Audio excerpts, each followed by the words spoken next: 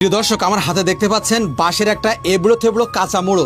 এটা দিয়ে আপনি আমার লবণ রাখা বয়াম তৈরি করে দিতে পারবেন? পারবো। সম্ভব? সম্ভব। দেখি কি করেন।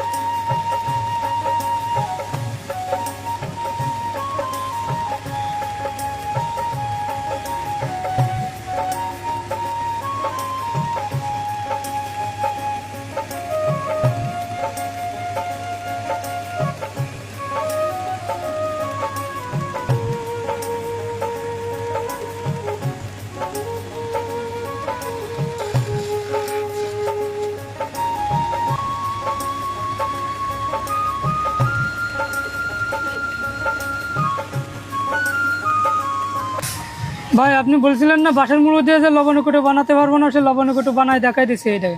ওয়াও, দর্শক দেখতে পাচ্ছেন কত সুন্দর কিন্তু একটা বাঁশের মুড়ো দিয়ে লবণের কোটা বানাই দিল। ভাই, এটা আমি ব্যবহার করতে পারবো তো? হ্যাঁ, পারবেন।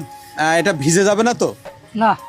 প্রিয় দর্শক দেখতে পাচ্ছেন কত সুন্দর কিন্তু একটা বাঁশের মুড়ো দিয়ে লবণের বাটি তৈরি হয়ে গেল। এই যে তার ঢাকনা।